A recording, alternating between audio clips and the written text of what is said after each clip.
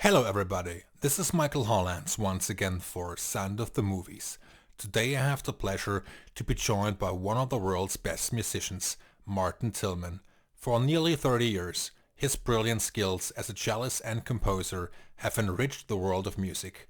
His list of credits includes films such as The Fan, Face Off, Pearl Harbor, Black Hawk Down, The Passion of the Christ, The Ring 2, Pirates of the Caribbean, The Equalizer, The Martian, and many more. Besides making important contributions to high-profile films, he also worked on his own solo projects such as Afterglow, Amadeus on the Nile, Eastern Twin, Superhuman, and New Horizons. It is my pleasure to welcome Martin Tillman. Hi, Michael. Pleasure to be with you today. Thank you very much for taking the time out of your schedule to join me today, Martin. You are one of the world's most renowned musicians. Please tell me a bit about the early days when you started learning your craft, which then led to an extraordinary career. Well, I believe it started some odd years ago, probably like when I was 3 or 4 years old in Switzerland. That's about 52 years ago. I grew up with my family in Jolimont. That's a place in Switzerland.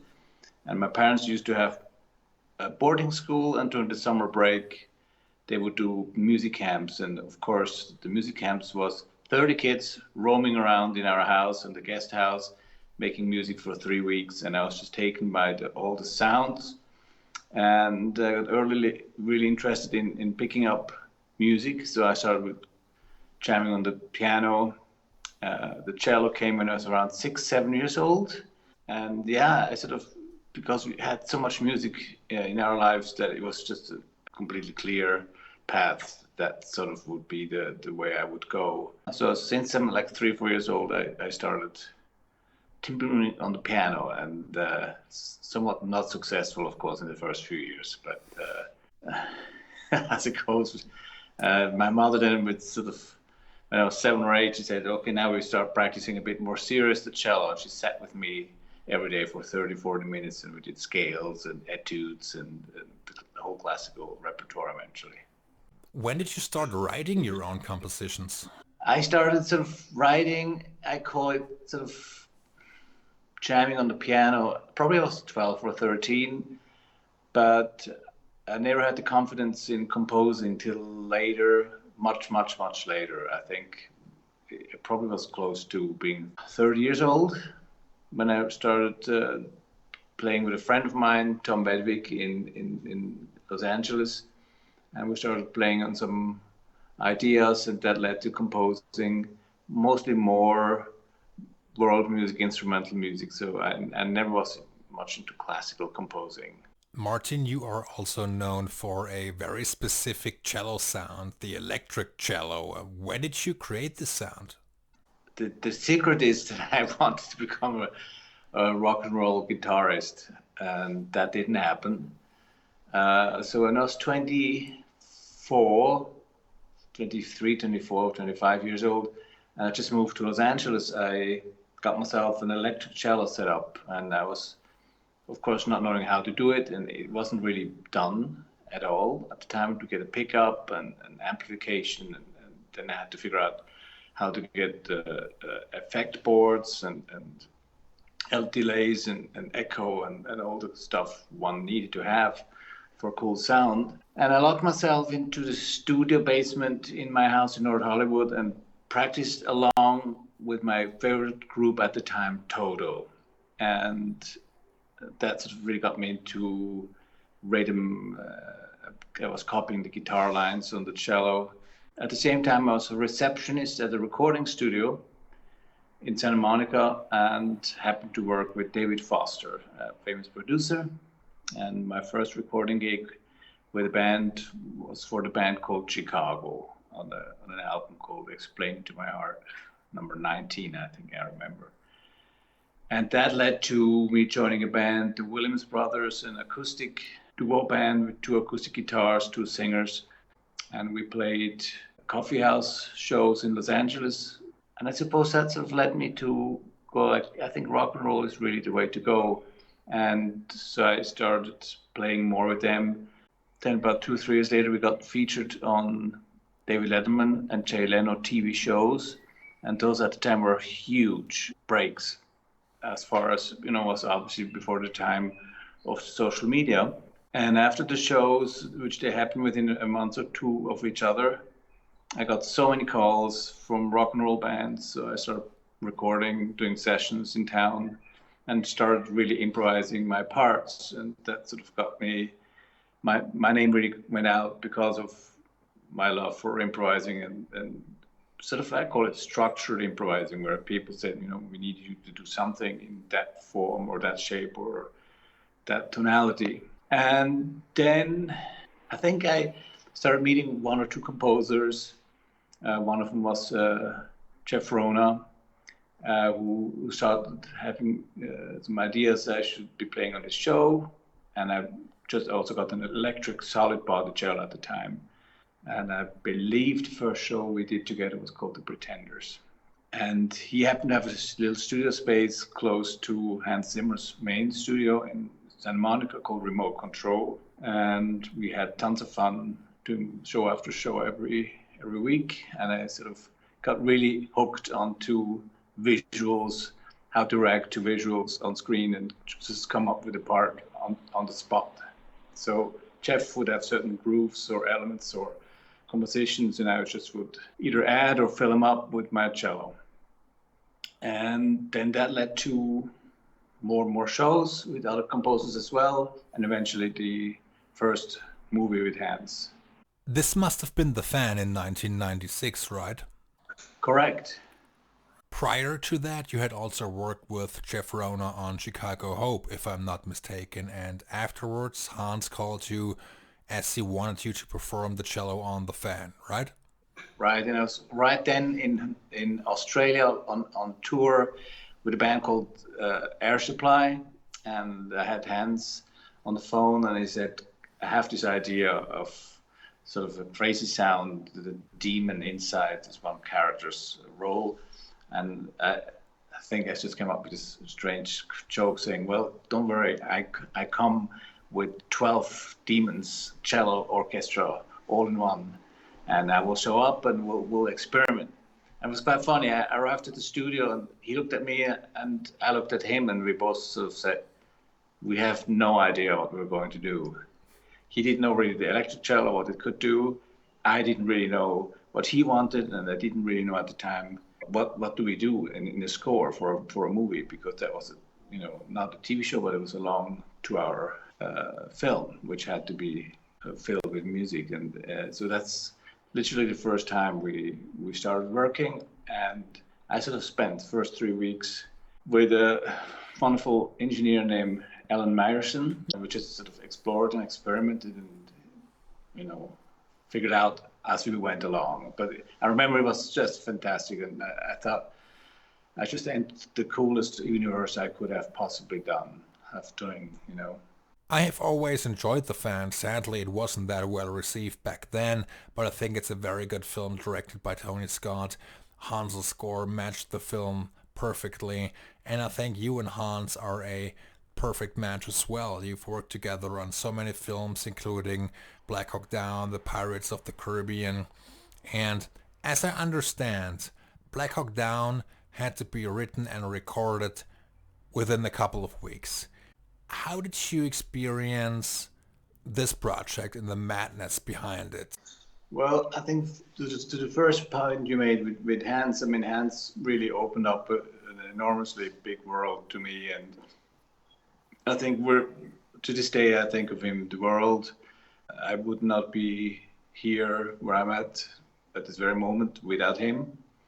He taught me a lot, and then also we got to experiment.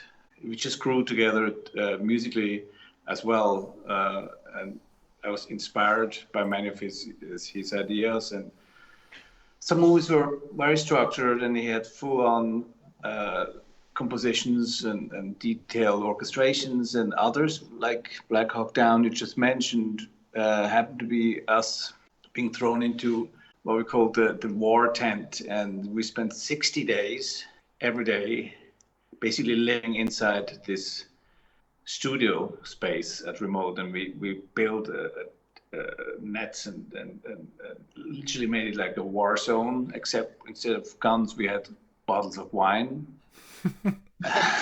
to help us with inspiration as well.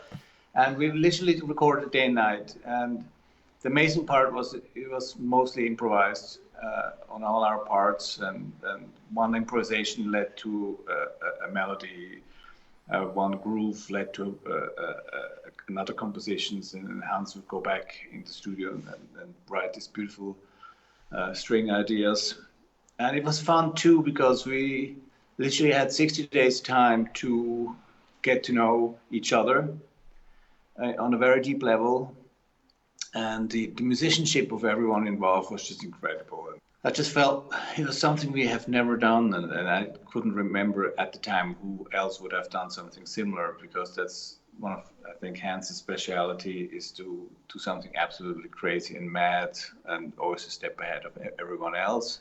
We even had soldiers coming in every couple of weeks who actually were a part of that war in Mogadishu, which the story was depicted from. And they would explain and recall their stories and their extreme challenges. And so we had an intensive relationship with the director, Ridley Scott, and with some of the soldiers. And it was very intense, very amazing, and probably one of the movies I'm most proud of.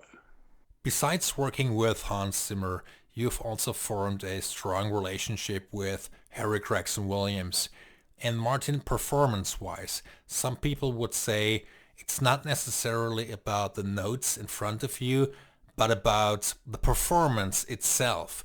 What is your take on that as a professional musician?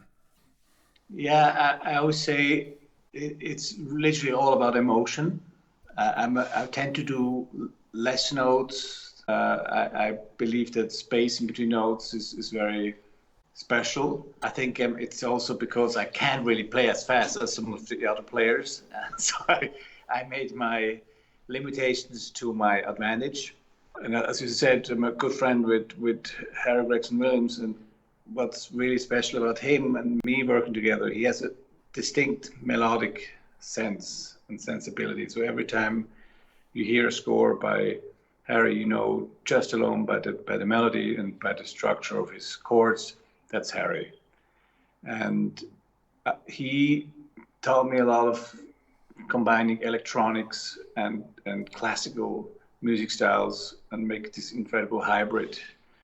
Really quite incredible. And so we had the chance for many movies to explore. And yeah, I think it is about, for me, about literally all about emotion, because we're, as a film music performers or composers, are need to be there to serve the picture, and it's not about look at me how fast I am. In the end, it's all about serving the picture in terms of composition, in terms of performance. But I think improvisation can also be very important and crucial. When you and Hans worked on The Dark Knight, and when you interpreted the music he had written for the Joker, it must have been quite interesting and also challenging. Please tell me a bit about that. With Hans, he always is he really is a step ahead also as far as understanding the character and the storyline. And he heard something in his head, which then the Joker sound became a part of this crazy beginning of Dark Knight. And it's literally also an incredible hybrid of different performances from Chunk XL and Aitor and myself to add this crazy sound and make it together, mix it together, and come up with this just absolutely insane rise of a single note. And so those are very iconic moments, and I think I'm very just proud that I was a little part of this adventure. And now I would like to talk a little bit about your album Superhuman, on which you collaborated with other renowned musicians such as Michael Landau and Graham Russell. Please tell me a bit about the writing process and the recording of this album. At the time, there was probably about 9 years ago from today's date when I started the album, and the reason why I started was two reasons. One was to do an album where I could do whatever I felt like, and most importantly, I did an album for my wife Eva, who at the time just got diagnosed with multiple sclerosis. I thought, what can I do to lift our spirits, both hers and mine, and sort of give us a reason to carry on and not losing optimism. So I went into the studio and I started just writing some ideas over 3-4 years. Actually, I started composing, and then would have little dinner parties. I would play the compositions to our friends, and if I got thumbs up, it meant I could carry on. If they came to my studio and they gave thumbs down or it's okay, then sort of either would work on a track or trash it. And after 5 years, I had the album together. Had an incredible group of people. As you mentioned, Russell from Air Supply. Then I had David Page from Toto. I had David Johnson, the musical director and guitarist from Elton John. I had Vinci Code, the drummer, who is most famous with Sting's performances, and Michael Landau. So it just was an incredible experience, and it now will be performed live, which I'm really excited about. So if all goes well with our crazy times we're living in after COVID-19, 2020, we are hoping to perform the show on the 12th and 13th of November of this fall in Zurich, and it's quite a crazy undertaking. It's 9 musicians in the band, including 3 percussionists, and the backdrop is 20 cellos and a fabulously designed light show. So it's a show about music and musicians and about just a positive energy. So Superhuman is basically a bit of a play on words. It's my favorite band was Supertramp. My favorite song by ABBA was Super Trooper. Of course, I played in a lot of movies in the superhero genre. So it's a sort of being a little snobby about the name, but it has nothing to do with me being superhuman or the project wanting to be superhuman. It's a play on words. It's a good energy. And what I'm trying to do is do a great show, have the audience come and leave sort of really uplifted. Did you rearrange some of the album's cues for the live performance? We did, because on the album we have full orchestra, and for the live performance it's only going to be the 20 live acoustic cellos. I was going to ask you about the album's availability, as I noticed it has been taken off the internet. It's no longer available on Amazon or on iTunes, for instance. Will there be a reissue? How funny you would ask. We just re-uploaded it this morning. So I changed distribution, so we had to take it off for a couple of weeks. And it's re-released now on all the digital platforms. Literally, like from Apple Music all the way to Spotify. A physical album as well? No, I think for the moment we're just leaving it at digital. I may, if the concerts go well, I'm thinking of releasing sort of a live version of the show, which also includes more tracks than are on the album. And I'm thinking of doing a vinyl edition as well. We're planning on doing a full-on high-definition film experience, so that there will be a concert movie out after the shows. Besides making big and important contributions to dozens of film scores, you have also released several solo albums, such as Eastern Twin, A Year in Zurich, Amadeus on the Nile, Gods and Kings. What usually serves as an inspiration when you're not interpreting a film composition? I think there's moments in between projects. I just feel like it would be fun to do something which I feel at the moment, and I think each of the albums sort of captured, I hope, the present feel and the present sensibilities I feel at the very given moment.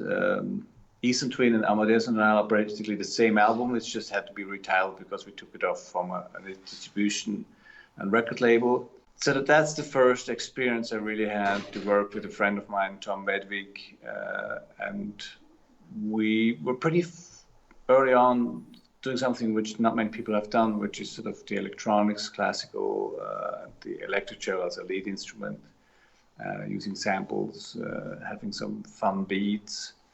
So that's been a fantastic experience, and two of the songs actually made it into the Muhammad Ali movie by Michael Mann. Then a year in Zurich, I was spending some time in Zurich in 2004, and had a beautiful apartment in the center of the city with a beautiful loft space overlooking the town.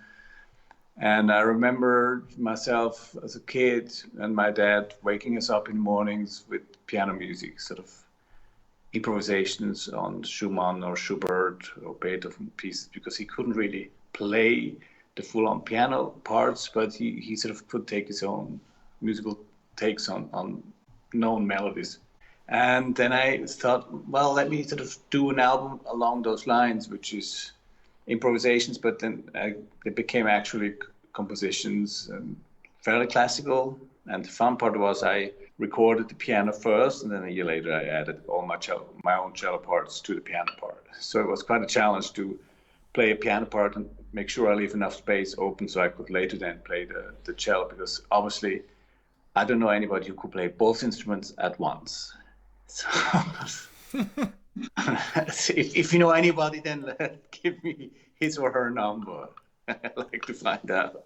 It's just about, I think, living in the moment and doing something you love doing. And I think doing an album is a great way to do that. And the latest project, Horizons, so we call it New Horizon, which has come out, a little EP on Spotify and all the others. I met this great pianist in Switzerland, Vincent Kover, who hails from Holland, but now lives in Zurich. And we met recently, and one day just thought, let's play, and we recorded, and after the first 3 minutes, we already had the first track. And that's one of the rare moments where you just have a easy time to come up with something immediate. And so we've done a full album and already are working on our second album. And it's literally we hit record, we record the piece, and we're done. We don't re-record the piece, we don't talk about it, we just quickly say, it's in F sharp, go. The album release of New Horizons features 4 tracks only.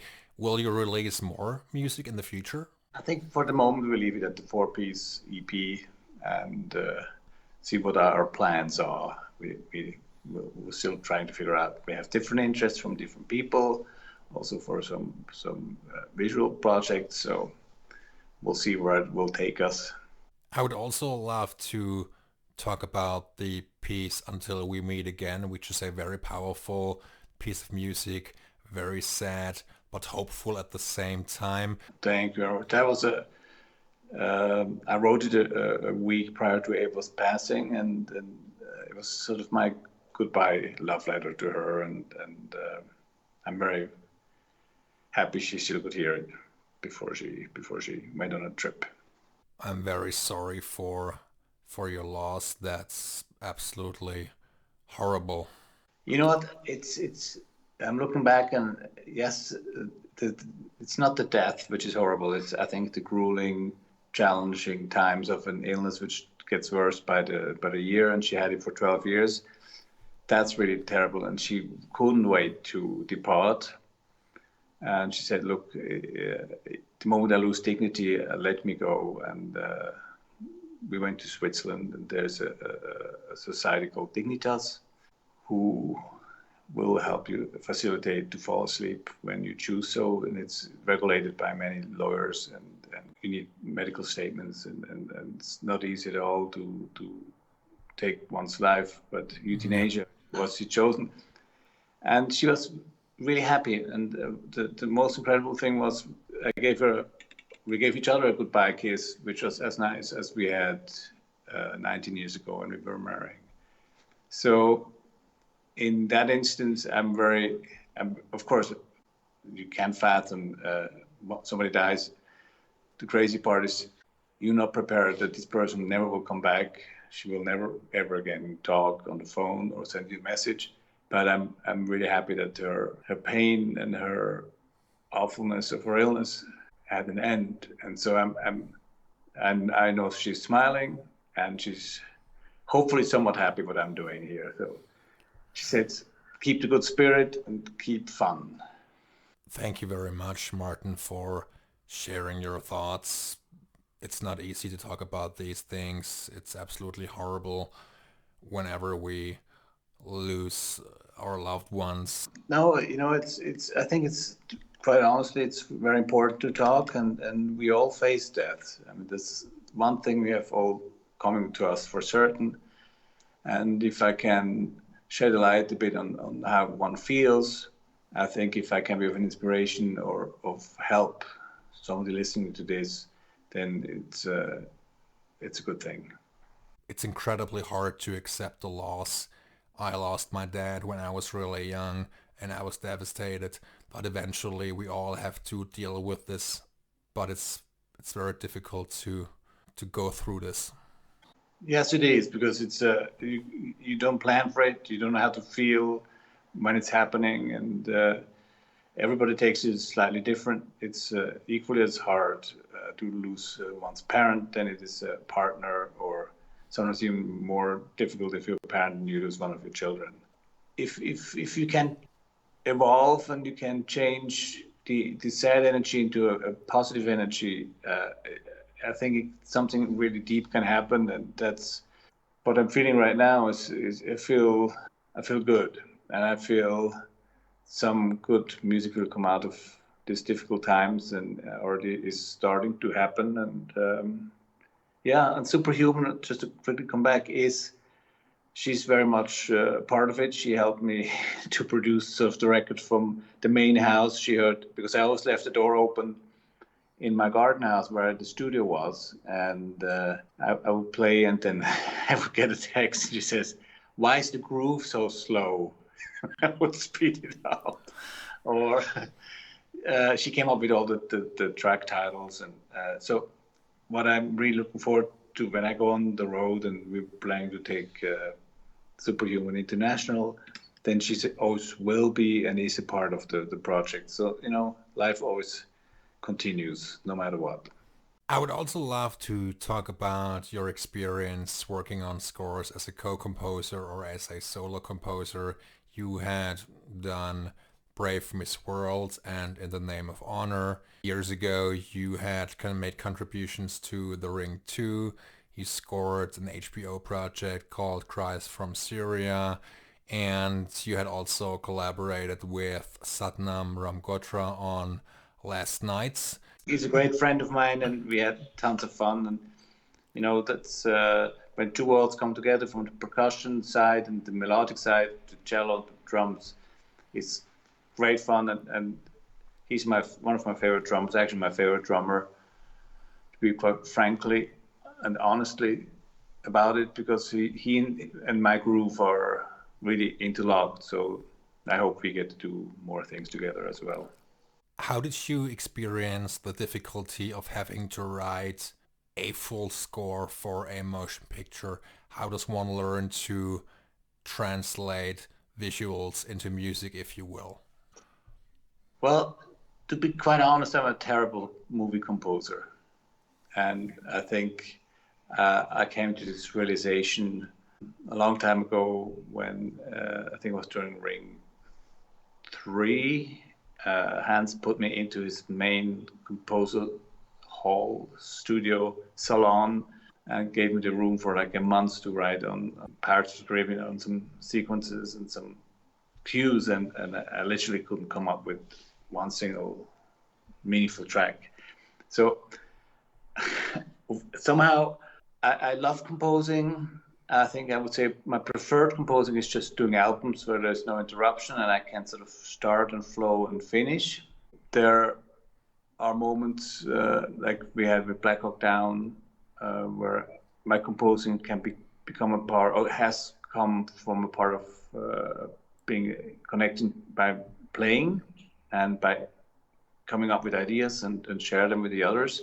I did a movie, Shell and Ursley, Mountain Boy in Switzerland, which became one of the most successful films for my country.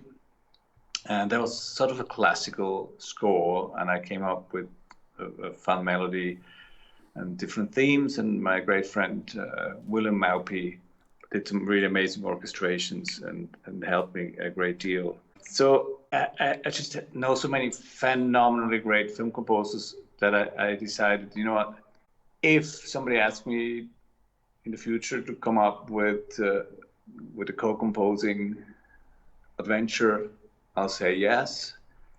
But I think my main focus right now is to get Superhuman off the ground, and I think I just would love to tour for the next 3-4 years and see the world and play live, which always has been truly my real love.